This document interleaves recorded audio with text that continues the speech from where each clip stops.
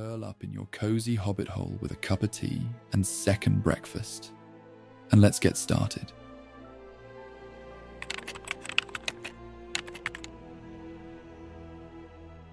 The Ents of Middle-earth, shepherds of the forest, keepers of ancient memory. If you've seen Peter Jackson's Lord of the Rings films, which I can't imagine too many people who haven't at this point, you probably remember the moment I'm about to mention. Two small hobbits are lost and terrified in the middle of a vast, dark forest. They're scrambling, running away from the orcs. The trees seem to sort of lean in around them, and you're holding your breath, feeling that something heavy is about to happen. And then, from the shadows, the Uruk-hai that's been chasing them leaps out, and he's going after them. They climb up a tree to try and run away, but he finds them anyways. Just when you're thinking it's game over for the hobbits, the tree they're clinging onto comes alive and smushes the orc. It's enormous, bark-skinned, root-footed, and it's got a deep, rumbly voice. It scoops Merry and Pippin up, peers at them with eyes that hold centuries of thought, before introducing itself very slowly. That creature is Treebeard, and what he is, what Ents are, is a great piece of world-building in Tolkien's Legendarium. To say that they're walking, talking trees is very reductive, I think, and straight up incorrect. They are ancient, deeply intelligent beings with a history that stretches back to the very beginning of the world. They have their own culture, their own language, their own tragedy, and were created for a specific purpose. By the time we meet them in The Lord of the Rings, they are a race already in the long, slow process of disappearing from the world. Something irreplaceable is being lost. This is the full lore dive. We're going to cover what Ents actually are, where they came from, the heartbreaking story of the Entwives, the creatures called Huorns that live in their shadow, the role the Ents play in the War of the Ring, the individual Ents Tolkien named, and where they end up when the war is over.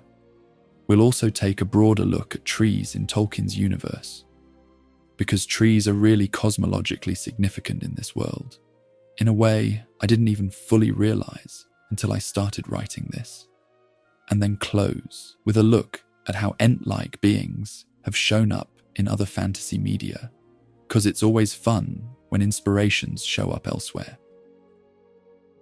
And just FYI, I'm trying to do this in a way that's easier to understand for people who are new to Tolkien, so everything gets explained as we go. If you're already deep in the lore, hopefully there's still something here you find interesting, or that you haven't thought about in this way before.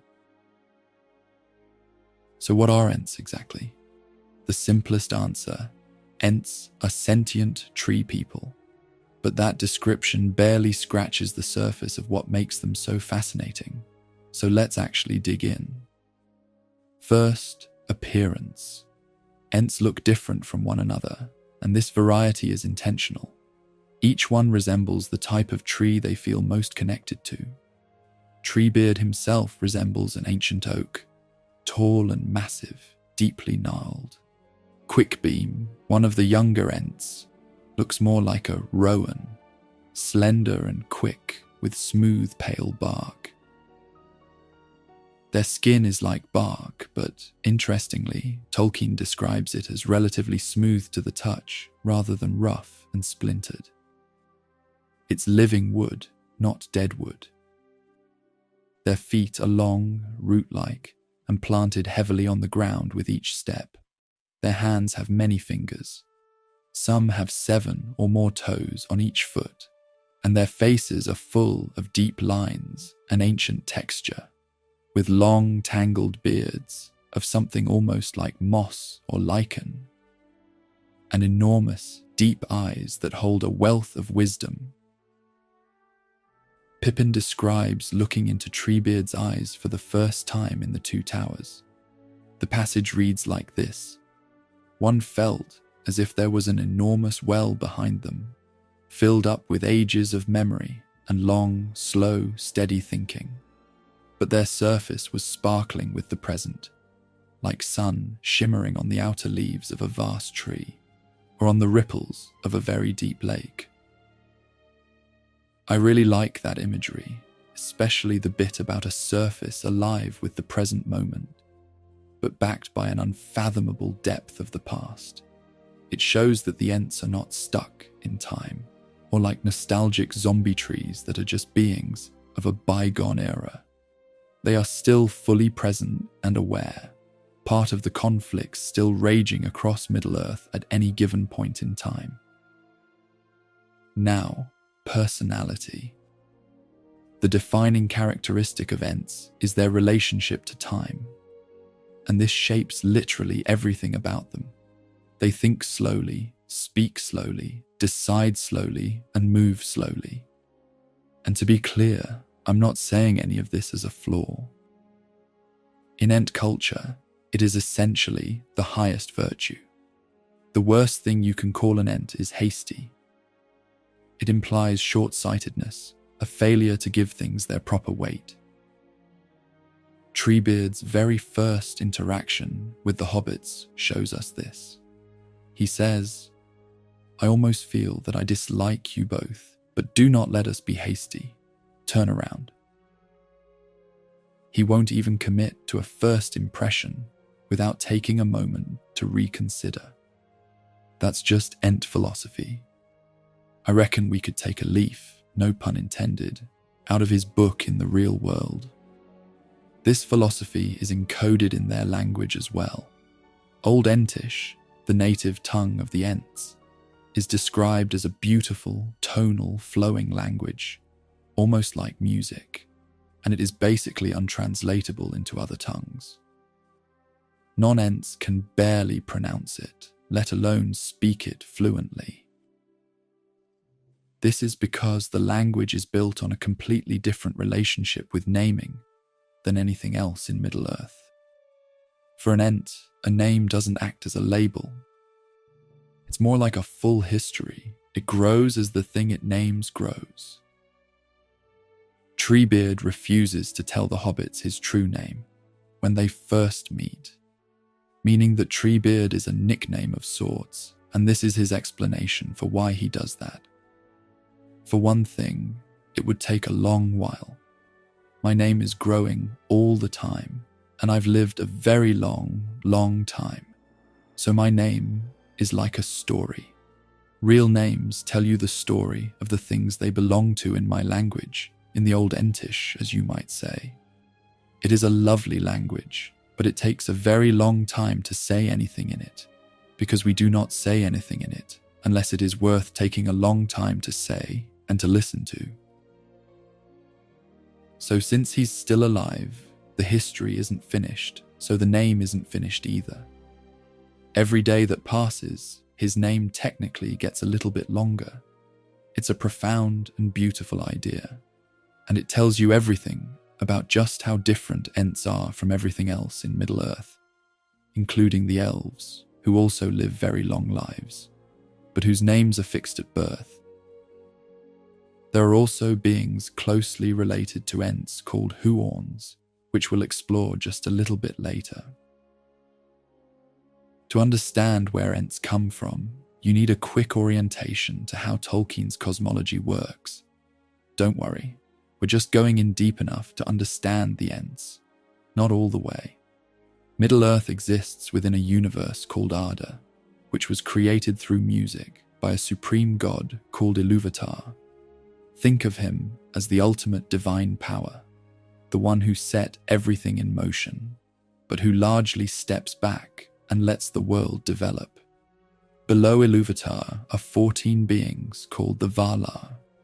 They're powerful angelic beings who actually shaped the physical world and still live in it, in a paradise realm across the sea called Valinor. Each Vala has a domain, One tends the seas, one the forge, one the mountains, and so on.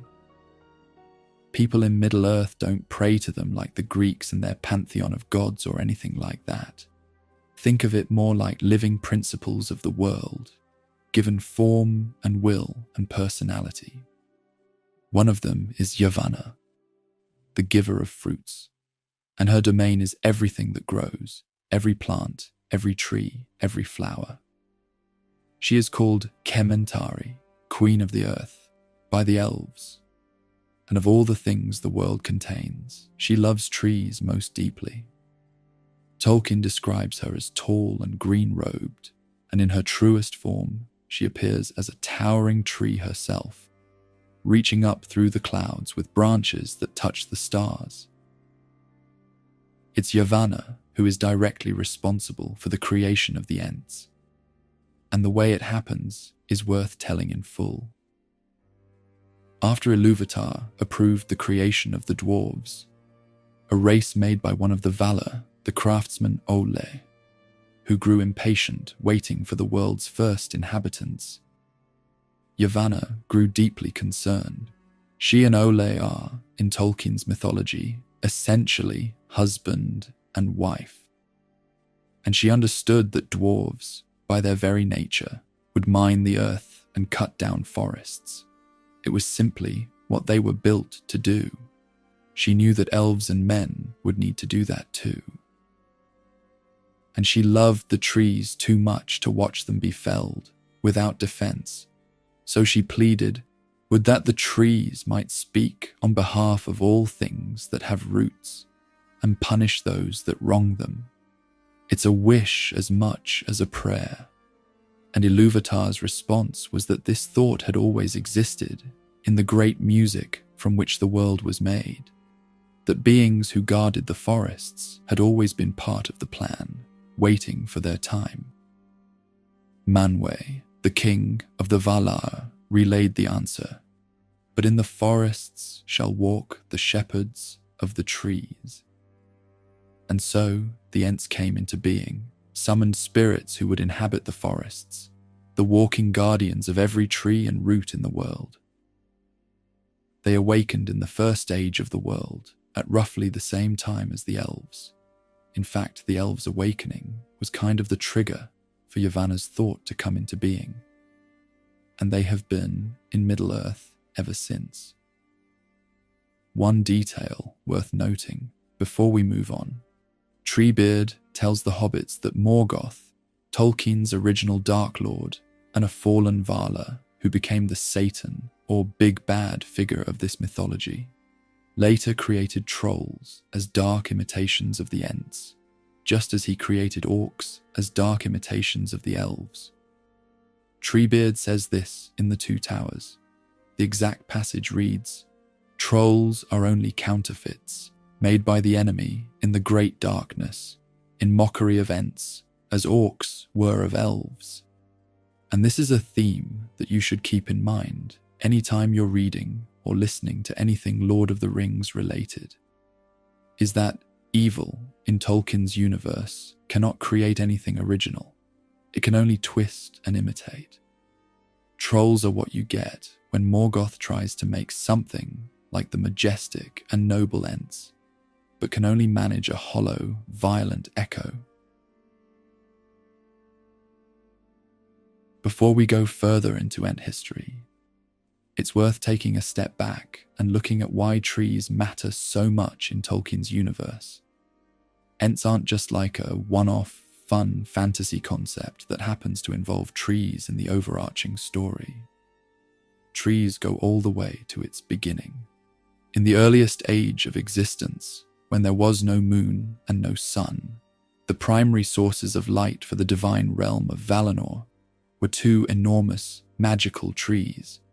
Yavanna sang them into existence on a sacred hill called Izellohar, just outside the western gate of the city of Valmar.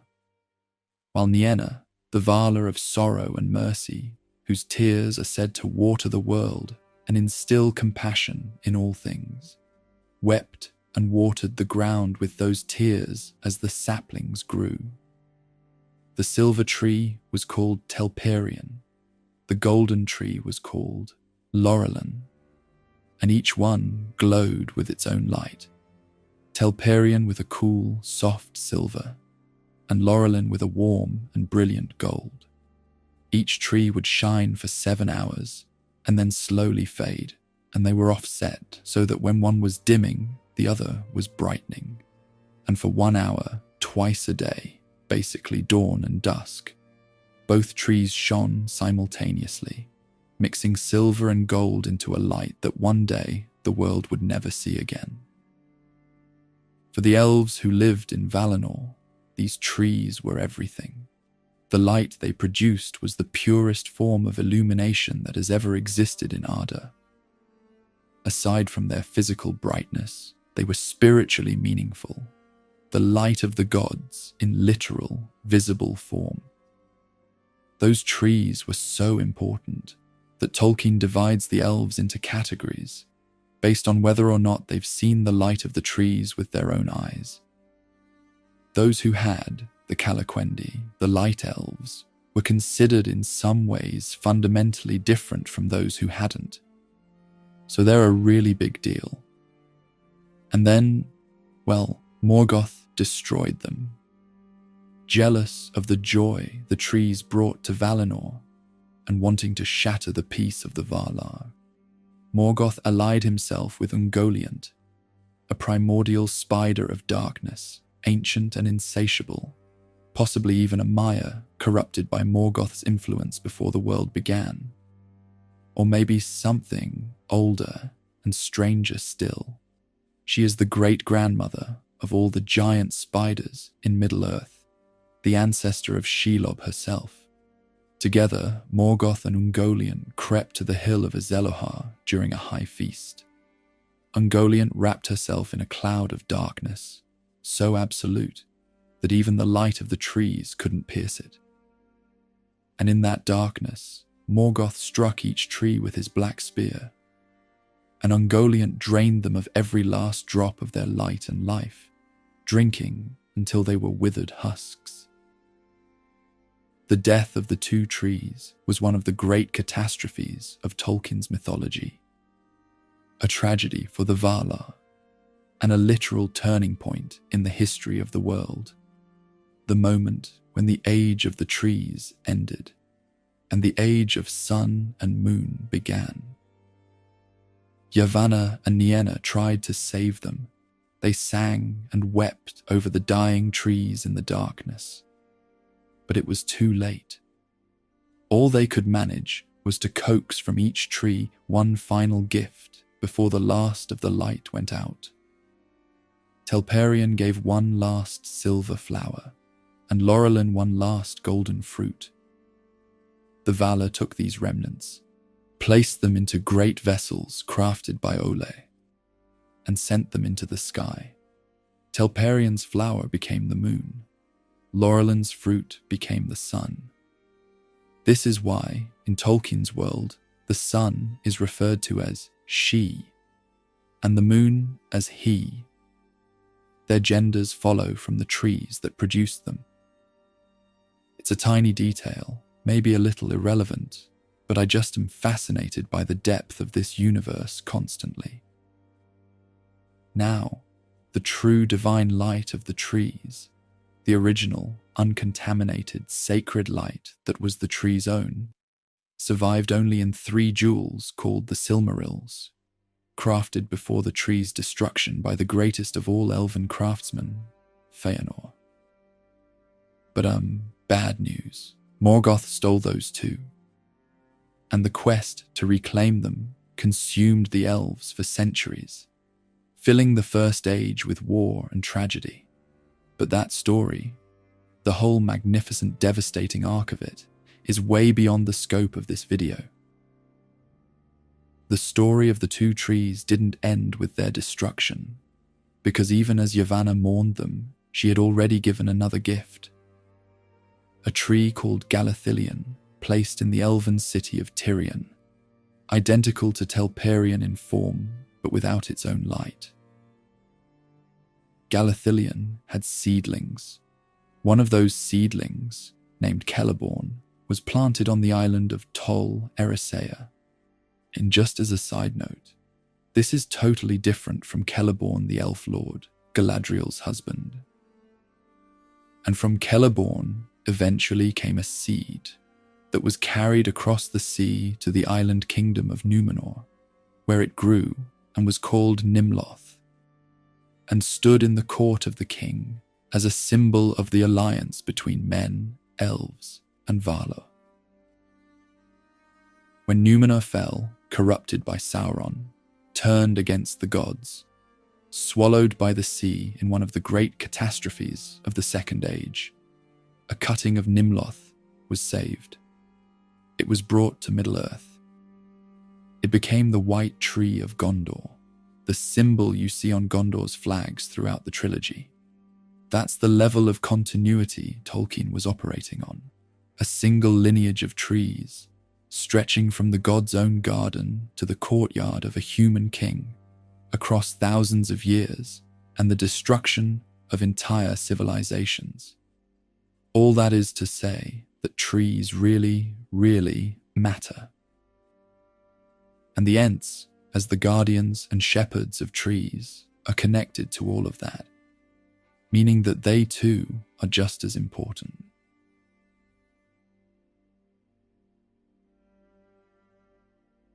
As we've already established, Ents are old, truly incomprehensibly old.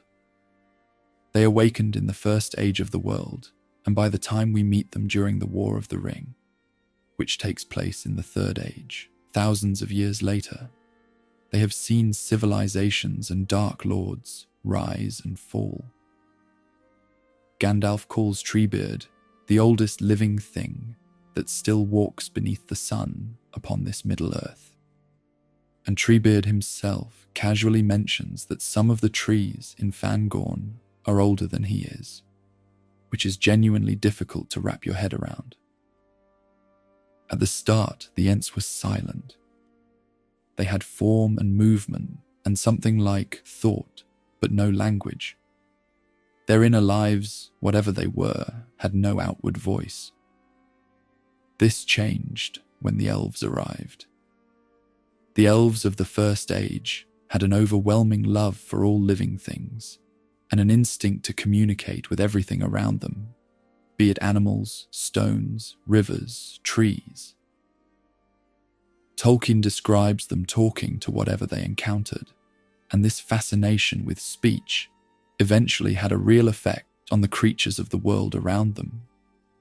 Over time, the Ents developed the desire and then the ability to speak back. The Elves refined this, teaching the Ents their own languages and helping them build something richer. In the books, Treebeard describes this gift with reverence. He says, "It was the Elves that cured us of dumbness long ago, and that was a great gift that cannot be forgotten, though our ways have parted since." What the Ents then built with that gift, Old Entish, their native tongue, became something no other species could fully access or comprehend. A language where, as mentioned earlier, every name is a complete biography, and where little is said unless it's worth taking a long time to say. In the earliest ages, the Ents also had an entire world to roam. The forests of ancient Middle-earth were vast beyond imagining, like a single unbroken canopy that covered most of the continent. Treebeard describes this lost world to Merry and Pippin with something that sounds very much like grief, like he misses those days. And this description ends up being confirmed by none other than Elrond, the ancient elf lord at the Council of Rivendell, in the Fellowship of the Ring, when he says, "Time was when a squirrel could go from tree to tree from what is now the Shire to Dunland west of Isengard." And Treebeard also says that Fangorn, the last of the ancient forests in the Third Age, was just its eastern end. But as the ages passed, the forests shrank. Morgoth's wars burned lands and poisoned soils, Sauron's conflict scorched whole regions. Men spread and built cities. Dwarves mined and needed timber. The Númenóreans, the great seafaring civilization of the Second Age, felled entire forests for their fleets. The elves themselves, as they moved from forest homes into formal cities and kingdoms, left some of the old woods behind. Age by age, decade by decade, the great canopy that had once covered Middle-earth fragmented and diminished.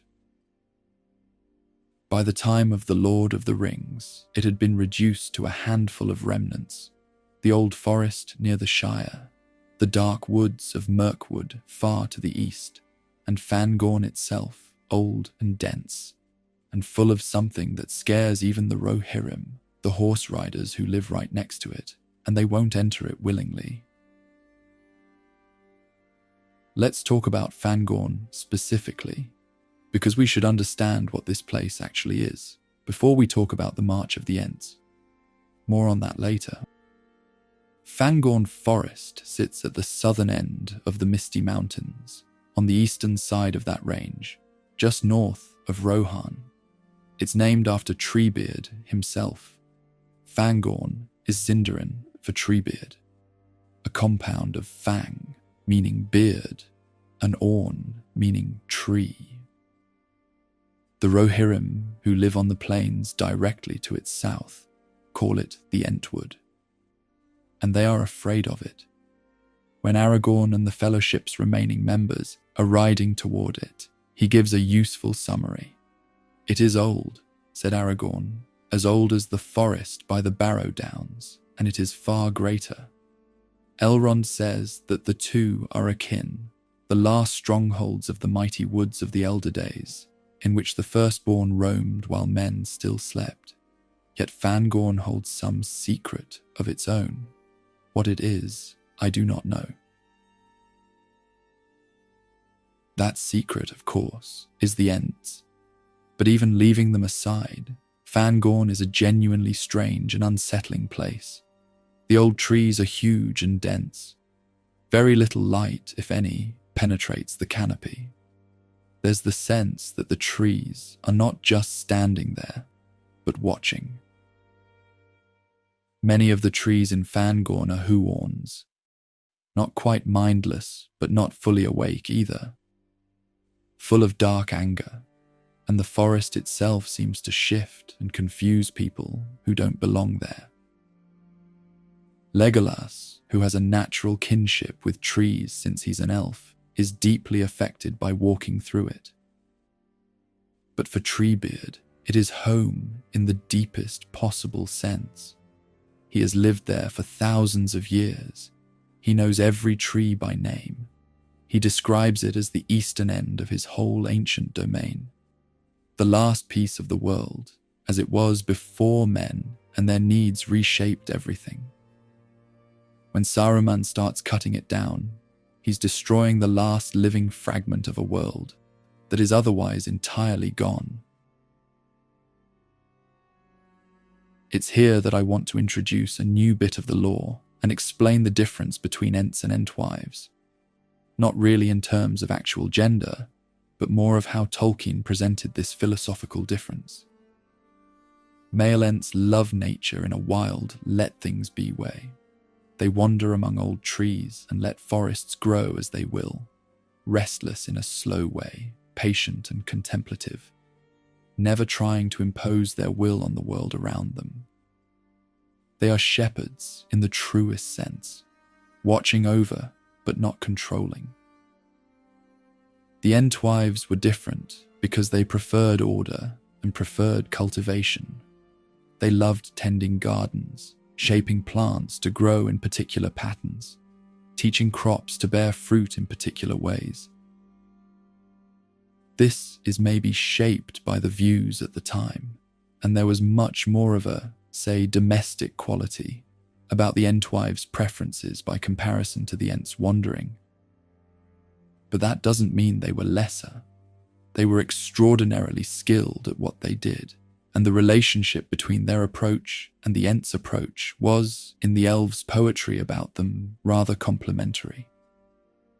Treebeard says, "The Entwives desired order and plenty and peace, by which they meant that things should remain where they had set them. So the Entwives made gardens to live in. But we Ents went on wandering, and we only came to the gardens now and again."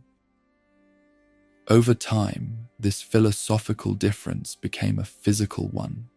The Entwives left the great forests entirely and travelled east across the great river Anduin to a region of open land that they cultivated into magnificent, blooming gardens. They thrived there. They became so skilled at their craft that, according to Treebeard, men from far and wide came to them to learn how to farm, how to grow grain and to coax harvests from soil, how to work with the earth to produce food. The way I understood this is that much of the agricultural knowledge of early human civilization in Middle-earth may have come, directly or indirectly, from the Entwives. Meanwhile, the Ents still visited. They would walk east to the gardens, stay a while, and then wander back to the forests. The Elves wrote beautiful songs about these meetings, capturing the gentle debate between two beings who loved the natural world in completely different but deeply compatible ways. The song Treebeard recites to Merry and Pippin has no formal title, but is sometimes called the Song of the Ent and the Entwife. It goes through the 4 seasons, alternating between an Ent's voice and an Entwife's, each describing what they love in the world, finding beauty in things the other barely notices, and yet each quietly promising that they'll seek the other out. The Ent's summer verse reads, "When summer lies upon the world, and in a noon of gold, beneath the roof of sleeping leaves the dreams of trees unfold. When woodland halls are green and cool, and wind is in the west, come back to me, and say my land is best." And the Entwife's reply for the same season is, "When summer warms the hanging fruit and burns the berry brown, when straw is gold and ear is white and harvest comes to town, when honey spills and apple swells, though wind be in the west, I'll linger here beneath the sun, because my land is best." The sad bit is that the promise it ends with was never kept. It makes those lines really bittersweet. But here's what happened. At the end of the Second Age, roughly 3,000 years before the events of The Lord of the Rings, the last great war against Sauron began. The armies of the last alliance of elves and men, led by the elven king Gil-galad and the human king Elendil, marched south from Rivendell to destroy Sauron in his stronghold of Mordor. As they moved down the valley of the Anduin, Sauron used a scorched earth strategy. He burned everything. The land ahead of the advancing army was torched. Fields, groves, everything that stood in his way or might shelter his enemies. And you probably guessed it. The gardens of the Entwives lay directly in that path, so they were destroyed completely. The beautiful gardens that the Entwives had built over centuries burned to nothing.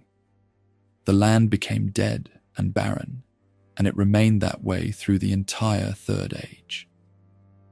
By the time of The Lord of the Rings, we know it simply as the Brown Lands, a desolate stretch of empty, lifeless earth east of Anduin, and the Entwives were gone. I believe that Treebeard, in the canon, doesn't actually know what happened to them.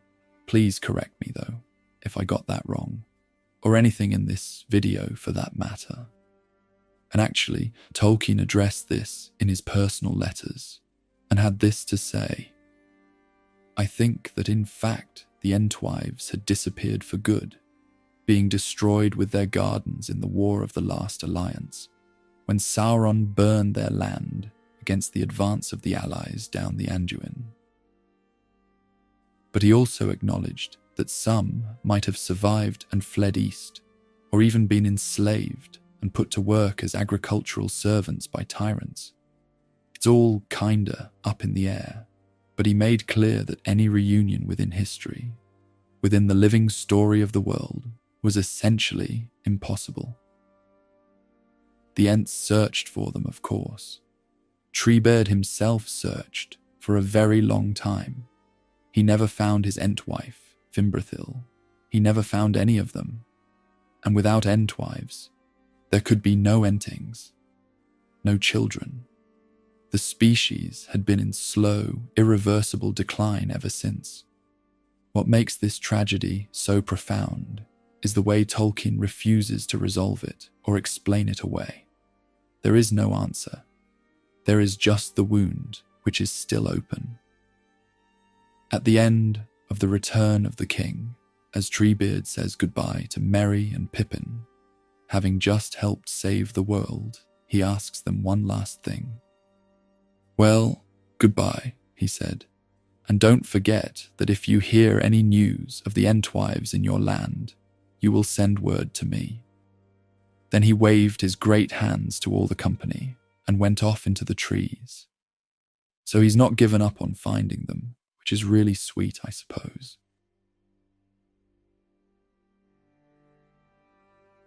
So are all trees good and awesome? Well, I guess now's a good time to talk about Huorns, representation of the dark potential that exists in every Ent and the dark history of every ancient forest. We actually learn about Huorns, not directly from Treebeard, but from Merry, who recounts what little Treebeard told him, and notably, Treebeard was tight-lipped on the subject. Merry's description is careful and hedged, because he himself isn't entirely sure what he's talking about. What he does tell us is, Huorns are Ents that have become almost like trees, or trees that have become almost like Ents. Not quite one thing, not quite the other. A transitional form caught between full sentience and something really dark. An Ent who becomes too still and silent, or too rooted in one place, can gradually lose their fully sentient self over centuries and drift toward becoming a Huorn. This is the fate Treebeard outlines when he describes the two poles, or sides, of his people. Some of my kin look just like trees now and need something great to rouse them, and they speak only in whispers. But some of my trees are limb-lithe, and many can talk to me. The wiki says it best, so I'm just going to read this part out. Huorns had great power and were capable of cloaking themselves in shadows, becoming almost undetectable at night. When aroused in wrath, they moved very swiftly, falling on foes with deadly and merciless strength. The Huorns further had voices, and they could communicate with the Ents, which is what gave them their name. Without direction from the Ents, the Huorns acted wild and became a threat to even the free peoples of the world. Now, the most famous individual who is probably a Huorn is Old Man Willow, who shows up very early in the Fellowship of the Ring. It's actually the first proper dangerous thing the hobbits encounter after leaving the Shire, and is predictably unlike anything they've faced before. He lives in the Old Forest, a remnant of the ancient primeval wood that clings to the eastern border of the Shire, just outside Buckland. The Old Forest is, like Fangorn, one of the last fragments of the great forest that once covered all of the world, and it carries all that built-up grievance of a forest that has watched itself slowly diminish for thousands of years. Old Man Willow grows on the banks of the river Withywindle, at the heart of the Old Forest. He is an enormous willow tree, ancient and gnarled, and he is the center of the forest's malice. He's described like this in the Fellowship of the Ring. but none was more dangerous than the great willow. His heart was rotten, but his strength was green, and he was cunning and a master of winds, and his song and thought ran through the woods on both sides of the river. His grey, thirsty spirit drew power out of the earth and spread like fine root threads in the ground and invisible twig fingers in the air, till it had under its dominion nearly all the trees of the forest, from the hedge to the downs.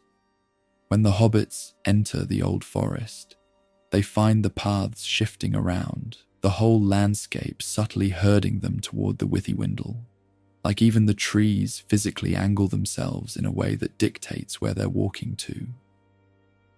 Once there, Old Man Willow puts them under a spell of drowsiness with his song, traps Merry and Pippin in cracks in his trunk, and tips Frodo into the river.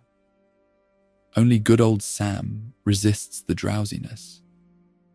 He would have killed them all if Tom Bombadil hadn't arrived and simply sung Old Man Willow to sleep. Bombadil is the only thing in the old forest the willow defers to. And dear God, don't get me started on Tom Bombadil right now. That's a whole other thing. Just know that he's likely the strangest and most powerful being in the entire universe. So Old Man Willow is probably a Huorn, even though he's never definitively labelled him as such. What's notable about him is that his brand of evil is not the same evil of Sauron or Morgoth.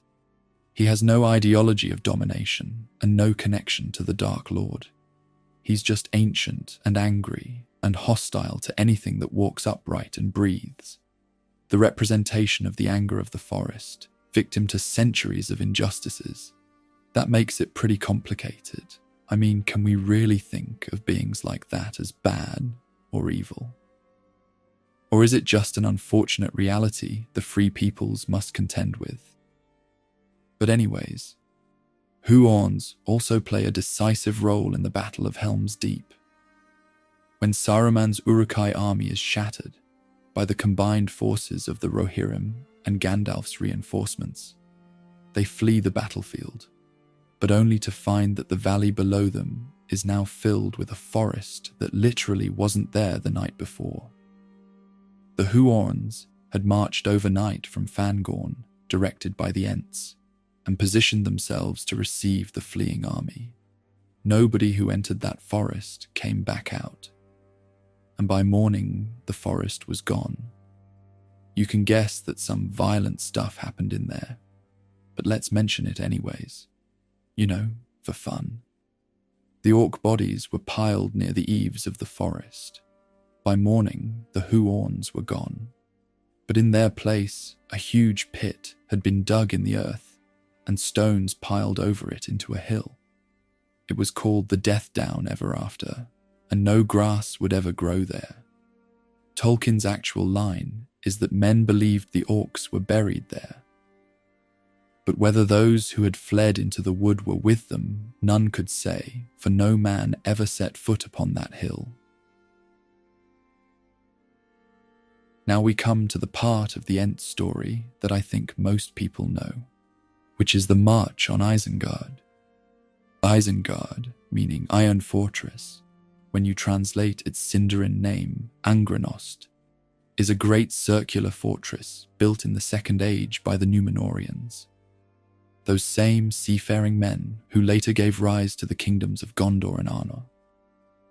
It sits in a valley that later became called the Wizard's Vale, at the very southern tip of the Misty Mountains, right next to the Gap of Rohan. A crucial geographic detail is that Fangorn Forest grows just to its northeast. For most of its history, the two coexisted. At the center of Isengard stands a tower, Orthanc, and I'll let the book's description do it justice here. This is from the Road to Isengard chapter in The Two Towers. It reads, "There stood a tower of marvelous shape. It was fashioned by the builders of old, who smoothed the ring of Isengard, and yet it seemed a thing not made by the craft of men, but riven from the bones of the earth in the ancient torment of the hills. A peak, an isle of rock it was, black and gleaming hard. 4 mighty piers of many-sided stone were welded into one, but near the summit they opened into gaping horns, their pinnacles sharp as the points of spears, keen-edged as knives. Between them was a narrow space, and there upon a floor of polished stone, written with strange signs, a man might stand 500 feet above the plain. For most of the Third Age, it served as a watchtower and fortress for Gondor. Then Gondor's power waned, the garrison dwindled, and eventually a wizard arrived to take up residence. That wizard was Saruman, and he's one of my personal favourite villains. He was originally Curanir, one of 5 Istari, wizards in the common tongue, sent to Middle-earth by the Valar as emissaries and advisors, beings of immense wisdom and power tasked with helping the free peoples resist Sauron. He was chief among them, head of the White Council, renowned for his knowledge of the rings of power and the workings of evil. He was given Isengard as a base of operations and was trusted completely. But we know how that ended up.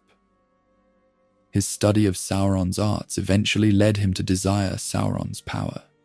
He began using the Palantir in Orthanc, which is one of the ancient seeing stones through which distant places and people could be observed and even communicated with.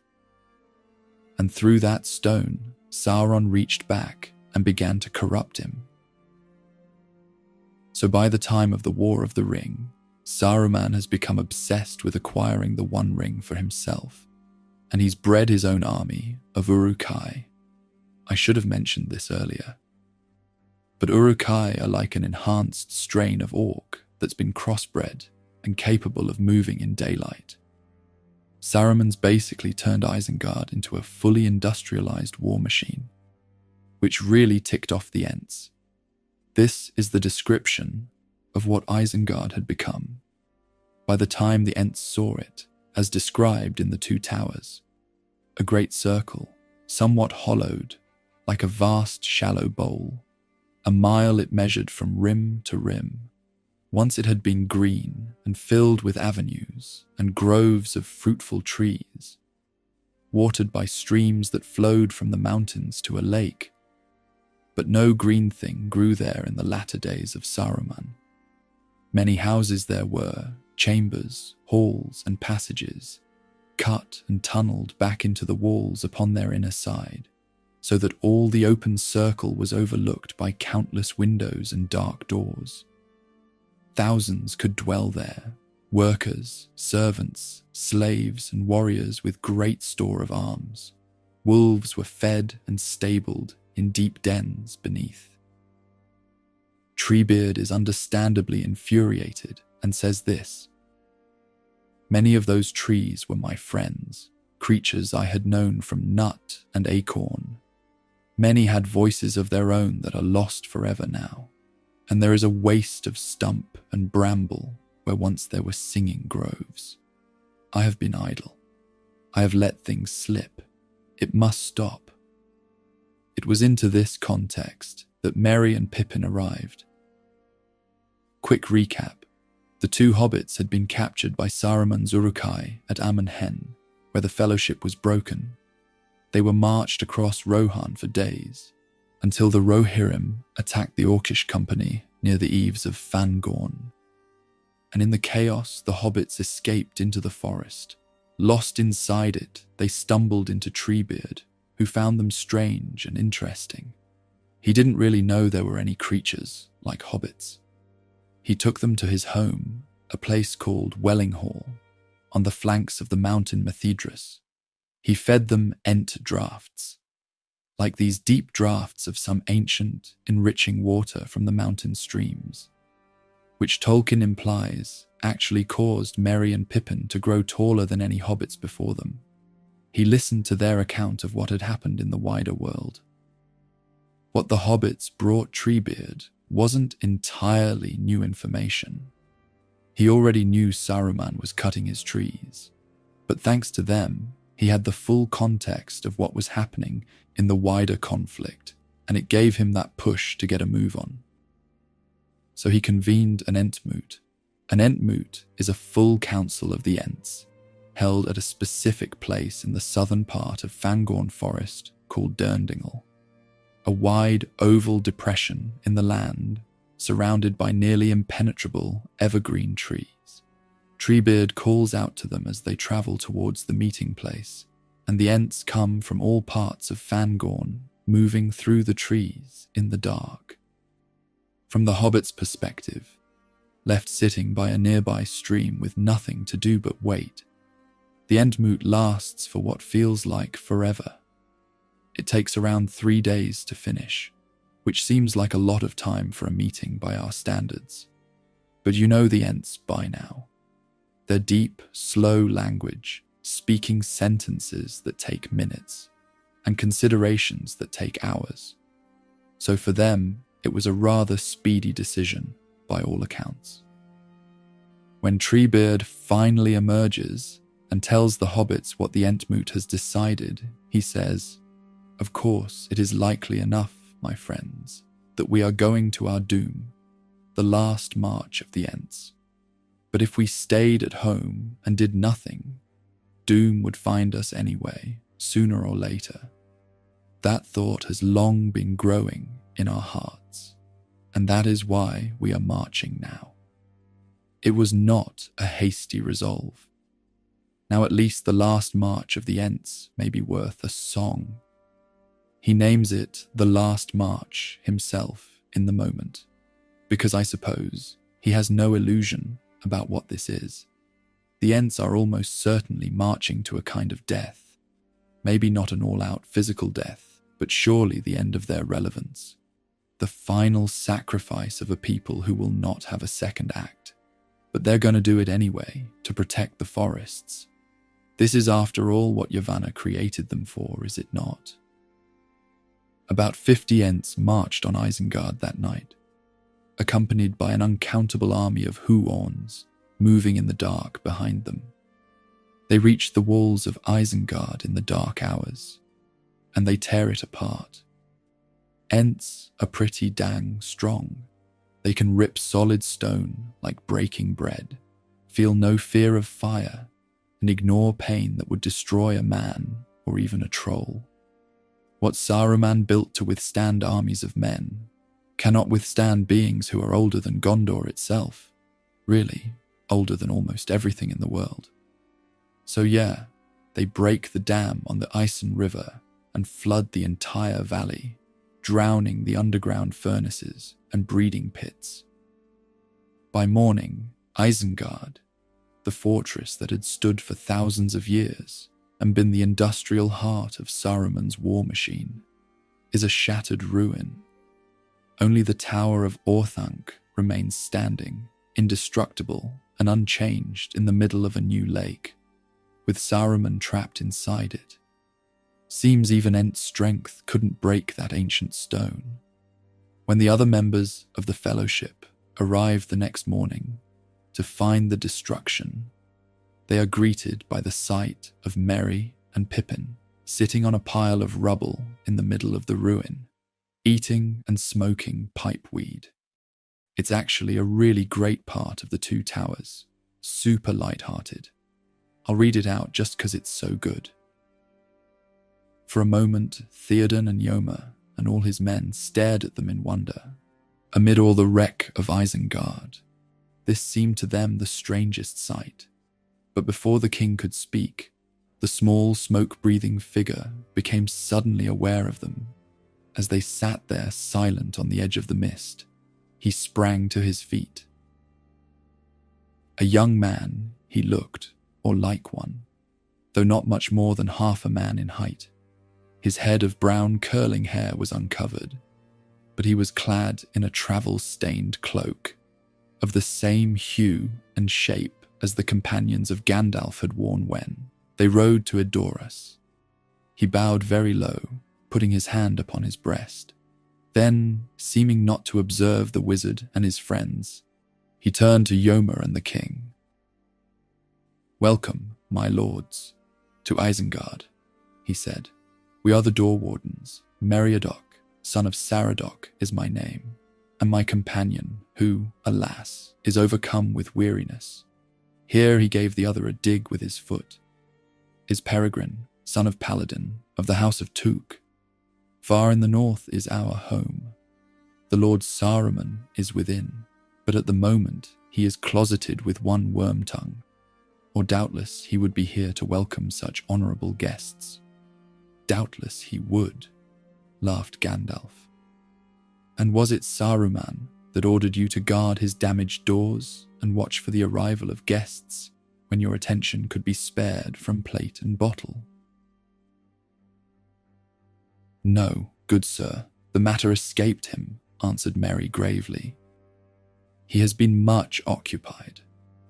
Our orders came from Treebeard, who has taken over the management of Isengard. He commanded me to welcome the Lord of Rohan with fitting words. I have done my best." "And what about your companions? What about Legolas and me?" cried Gimli, unable to contain himself longer. "You rascals, you woolly-footed and wool-pated truants, a fine hunt you have led us.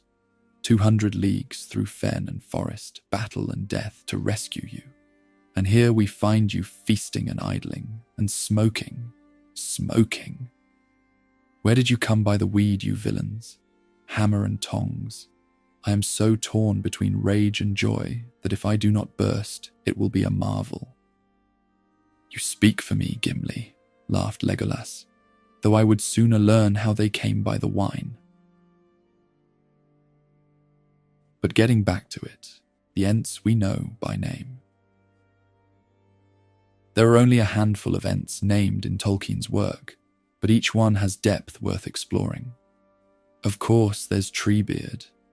I've talked a lot about him already, but for continuity's sake, Treebeard is the eldest living creature in Middle-earth, except for the mysterious Tom Bombadil maybe. He remembers the willow meads of Tassarinan, the elm woods of Osirian, the pine trees of Dorthonion, and the beaches of Neldareth, all places from the First Age that no longer exist anywhere on the map. His home now, the forest of Fangorn, is just one valley at the edge of where his world used to be. He was once matched with an Entwife named Fimbrithil, also called Wandlim for how she moved, and the loss of her is a wound he has carried for thousands of years. He doesn't speak of her often, but when he does, it's with great fondness. Even in victory, at the end of the war, when Aragorn gives the Ents the valley of Nan Curanir as their own domain, Treebeard begins moving trees and working to regrow the valley. But he also says farewell to Galadriel and Celeborn, two of the oldest elves remaining in Middle-earth, and comments on just how he sees the world going. In The Return of the King, he says, "It is sad that we should meet only thus at the ending, for the world is changing. I feel it in the water, I feel it in the earth, and I smell it in the air. I do not think we shall meet again." Galadriel and Celeborn address him simply as eldest, so more proof that the guy is really just unfathomably old. Then there's Quickbeam. He is the most vivid of the minor Ents. His Sindarin name is Bregalad, meaning quick or lively tree, and his reputation among the other Ents is for hastiness. The name goes back to a specific incident. He said yes to an elder Ent before that Ent had finished asking his question. That's the kind of thing that gets you a reputation for recklessness if you're an Ent. Quickbeam specifically cared for rowan trees, a particular grove of them that Saruman's orcs had felled. He lost them while they were still living, and the grief of that, of losing the voices he'd known for centuries, suddenly silenced, drove him to a kind of urgency that the older, slower Ents didn't feel as acutely. He is younger than Treebeard, and the other Ents I'll mention. He's tall and supple, with smooth skin and ruddy lips and grey-green hair, resembling, in fact, the rowan trees he tended.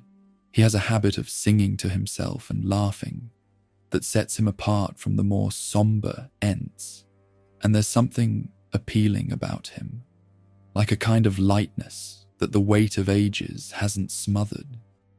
He survives the Battle of Isengard and presumably returned to Fangorn afterward to tend whatever remained of the rowan groves. Leaflock is one of the 3 eldest Ents, alongside Treebeard and Skinbark. Leaflock had been growing tree-ish for a long time before the War of the Ring. His Sindarin name, Fingless, means hair leaf, and it suits him, because by the time of the story, he has grown so sluggish and drowsy that he spends most of his time standing alone in a meadow, half asleep through the summer, with the deep grass around his knees. He used to rouse himself in winter, but by the time of the War of the Ring, he has grown too drowsy even for that. He is starting the long drift toward becoming a Huorn. It's a really tragic fate for a lot of the Ents, devolving in a sense. There's also Skinbark, whose Sindarin name is Fladrif. Skinbark was one of the original great Ents of the early world. He had lived on the mountain slopes west of Isengard, among the most exposed and vulnerable parts of Fangorn's territory, when Saruman's orcs began their systematic destruction of the forest's edges. Skinbark's area was among the worst hit. Many of his trees were killed. Several of the other Ents and Huorns who ranged his territory were also destroyed. Skinbark himself was badly wounded. He retreated to the highest, most remote reaches of the mountain. This is Treebeard's account of him. He has gone up into the high places, among the birches that he loves best, and he will not come down. He did not march on Isengard either, too wounded, and, I'd wager, too full of grief even by Ent standards. But we know the eventual result, right? The Ents won. Isengard is rubble. Saruman is broken and eventually cast out of the Order of Wizards by Gandalf. The War of the Ring ends with Sauron's final defeat at the destruction of the One Ring, and a new age begins. The Fourth Age, the Age of Men, in which the magic and mystery of older things slowly fades from the world. King Aragorn, in one of his first formal acts as King Elisar, formally granted the Ents the land of Nan Curunir, which is the valley surrounding Isengard, as their own sovereign territory. The new domain was called the Treegarth of Orthanc. It was a nice gift, really. The very land Saruman had stripped and ruined was now Entish territory, to be regrown and tended as the Ents saw fit. And though Treebeard is glad to help start fixing the damage, he's not seeing this as some new golden age for his kind. To him, it's a meaningful farewell. Forests might grow in the new peace, and they would without Sauron's burning and Saruman's industry. But Ents would not. The last few Ents in Fangorn would slowly, over centuries, grow tree-ish. They would lose themselves to the stillness, and eventually the last one would pass quietly into the unchanging wood, and the species would be gone. Maybe I'm being a bit silly, but I do find this deeply sad. The Ents helped save the world at one of its most critical moments. Without them, the War of the Ring might have gone very differently, and they did all of that knowing it wouldn't save them. It's just, I really think, one of the most moving things Tolkien ever put on paper. Okay, I want to get a bit meta here, because when it comes to a lot of fantasy, but Lord of the Rings especially, it's fascinating to see where ideas come from and why stuff is written the way it is. Tolkien was a professor of Old English and medieval literature at the University of Oxford. and virtually everything in his mythology has roots in real linguistic and literary history. The word Ent is a clear example. It comes directly from Old English, where Ent or Eoten meant giant or mighty one. Tolkien himself says in letter 163 that the Ents owe their name to the Eld Entergyvork of Anglo-Saxon, meaning the ancient work of giants, a phrase that appears in multiple Old English poems, including The Ruin, which describes the crumbling remains of Roman buildings in Britain. Now, The Ruin contains a related but distinct phrase, Orthanc Entergyvork, meaning the cunning work of giants. And Orthanc, if you remember, is also the name of Saruman's tower.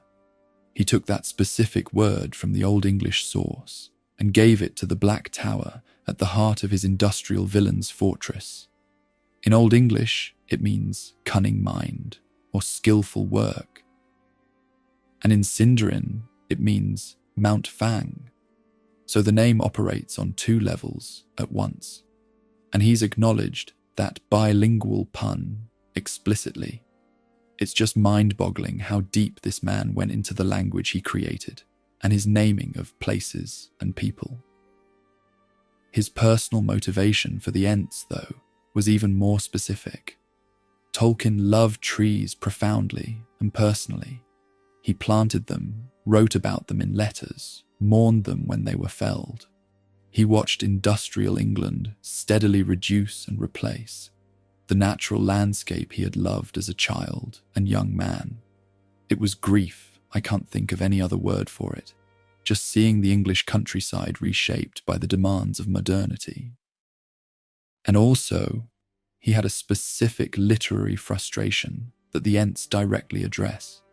In Shakespeare's play, Macbeth, there's a famous prophecy. The witches tell Macbeth that he will be safe until great Birnam Wood to high Dunsinane Hill shall come against him. It sorta sounds like the forest will march, doesn't it? And then the prophecy is fulfilled, but not by actual trees. Instead, it's soldiers cutting branches to use as camouflage, marching with foliage held over their heads. The forest came to Dunsinane through a technicality. I find it really funny, actually, that this annoyed Tolkien so much. He wrote about it directly in letter 163 to W.H. Auden. Their part in the story is due, I think, to my bitter disappointment and disgust from school days with the shabby use made in Shakespeare of the coming of great Birnam Wood to high Dunsinane Hill. I longed to devise a setting in which the trees might really march to war. The March of the Ents is, among other things, Tolkien personally correcting what he felt was one of the great fumbled opportunities in English literature. He gave the forest its due agency, full, terrifying, magnificent fulfillment. You know, it's a deeply personal statement about nature. Don't go ignoring the natural world. These ancient, sacred things deserve better than to be systematically eliminated while nobody's paying attention. I'm sure you can tell, but it really does resonate with me. And this is a big part of the reason why I wanted to make this video in the first place. I want more people to learn about the Ents and transpose or map that onto how we think and feel in the actual world too. For a bit of fun, as we get to the end of this video, I figured since we covered the inspiration for Ents, why not look at how the Ents have influenced other media and stories? The influence of the Ents on fantasy as a genre is enormous and almost impossible to fully trace, because it's so thoroughly absorbed into the DNA of the whole thing. Walking, sentient trees with ancient wisdom, deep connection to forests, who have a hostility, or at least dislike, toward those who despoil nature. This has become one of the most recognizable archetypes in all of speculative fiction. So let's see how a few major fantasy worlds have developed it. Of course, starting with the classic Dungeons and Dragons. D&D introduced Trents as a creature type in its earliest editions, and they've been in every major version of the game since. The name is most likely derived directly from Tolkien's word, tree plus ent, though D&D's official materials tend not to explicitly credit the connection. Part of the reason for that is the legal history. D&D's original publisher was actually sued in 1977 over a number of creature types, borrowed too closely from Middle-earth. Trents survived that dispute, considered distinct enough to stand on their own, but the lawsuit left the whole relationship between D&D and Tolkien deliberately arm's length ever since. The influence is widely understood rather than openly stated, and like Ents, Trents are enormous humanoid trees, usually oaks or similar hardwoods, who serve as protectors of their forests, can animate surrounding trees, and direct them in combat. And they are chaotic good in alignment, deeply peaceful by nature, but formidable when roused. A standard Trent in D&D 5th edition has a challenge rating of 9, making it a genuine danger even for experienced characters. What D&D does interestingly is explore the darker end of the archetype, like corrupted and evil Trents, beings driven to malice by darker magical forces. It gives the concept almost like a horror feel to it, and I'm a big fan of that. Time for me to nerd out even more, because now I want to talk about World of Warcraft's Trents and Ancients. WoW's tree beings have a direct and documented lineage from Tolkien's work. In the early beta of Warcraft 3, the real-time strategy game that preceded World of Warcraft and established much of the setting's lore, the sentient trees were literally called Ents. Straight up the same name, like didn't even bother to change the name on the homework initially. They were eventually renamed Trents and Ancients, almost certainly for copyright reasons, but the connection was never hidden or denied. I don't know if this is still 100% true, but historically, some NPCs in the finished game were still labeled Ents in the underlying game data, and corrupted Trent creeps in Warcraft 3 were referred to as corrupted Ents on the launcher's interface. But with all the patches regularly coming out, I'm almost sure it's been fixed at some point. WoW's version of the concept is split into 2 tiers. Trents are younger, more primitive tree beings, closely linked to the Night Elf druid tradition and the nature deity Cenarius, a forest god who is himself half stag, half humanoid, a child of the moon goddess Elune and the wild god Malorn. Trents serve and protect the forests. They accompany powerful druids into battle, and can even be summoned or grown from enchanted seeds. The Ancients are the elder tier, vast demigod-level tree beings who have stood guard over sacred places like Mount Hyjal for 10,000 years. They are lore-keepers and teachers, but will go to war nonetheless. The Ancients are WoW's closest analogue to Treebeard, I would say, whereas the Trents are maybe a bit more like Huorns. The archetype shows up across fantasy in countless other forms once you start looking. Magic the Gathering has an entire creature type called Treefolk, developed across multiple planes of the multiverse, with their own complex internal mythology and culture.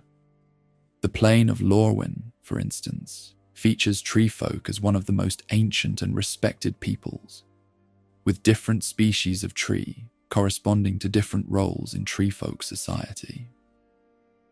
Warhammer Fantasy has Treeman and the ancient forest spirit Durthu, guardian of the mystical wood elf realm of Athel Loren, who has had a complicated multi-thousand-year history with the elves that live in his forest. And of course, how can I mention Tolkien inspirations without talking about George R.R. Martin and his weirwood trees in the Song of Ice and Fire series? They're ancient trees with white bark and blood-red leaves carved with faces that serve as conduits for the green seers and the children of the forest. They can't move around like Ents, but they are genuinely sentient and aware. And the trees can see and communicate across vast distances and time. What all of these share at the root, see what I did there, is the same intuition that powers Tolkien's Ents. The idea that forests are not passive and certainly shouldn't be treated as such. Nature, pushed far enough and long enough, has both the will and the capacity to push back.